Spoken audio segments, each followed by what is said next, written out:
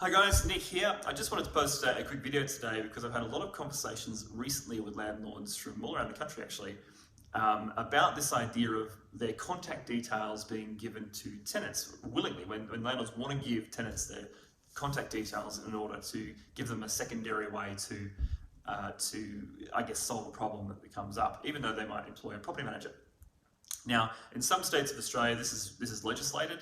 So the front page of the lease, there'll have to be some method of communication with the landlord that is there. But I want to just go back to landlords who feel this is a really important thing to do, or they feel better if they do it.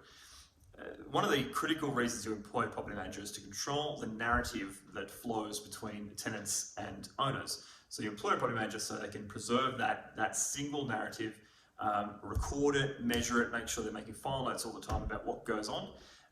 And the other really important thing is that they're employed to preserve the rights that you have as a landlord, to make sure that you always have as many options in front of you as you can. And the act of picking up the phone if you're a landlord and speaking with a tenant directly, even if you have a property manager, is a risky move that can quite easily remove some of the rights that you have, because what you're actually doing when you do that is you're creating a secondary line of contact. You've got landlord talking to landlord talking to agent, agent talking to tenant, tenant talking to landlord, and that opens up this problem of who said what and when and where.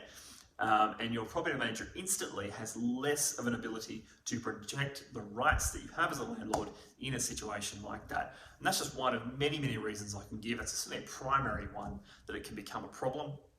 But you've got to give your property manager the opportunity to do their job properly for you. Now, if you don't trust that they are, which is essentially what doing this is, when you give the details as a landlord to the tenant directly, really what you're saying is, I'm not sure I trust my property manager to do the job I'm employing them for.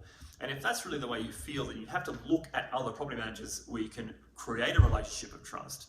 Because whether we like it or not, when we employ a service provider to do a job for us, and we don't extend that trust to them to do the job, which is ideally why we're employing them in the first place, then we're really prohibiting, really inhibiting rather, their ability to do their job. And therefore we're paying them to do something and we're not getting the value out of that transaction.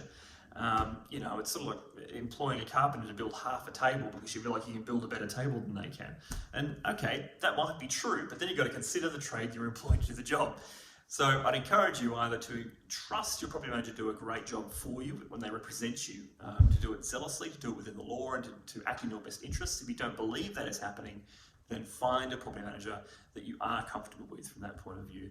But resist the urge to go over their heads, because what you are actually doing in reality much of the time is creating a worse situation where there are multiple lines of communication that aren't being recorded and can be putting your rights at risk. So just have a think about that if you're a landlord. I'd love to talk about some other reasons why it can be a bit of an issue, or ways in which you can safely do it if you're managing your own property.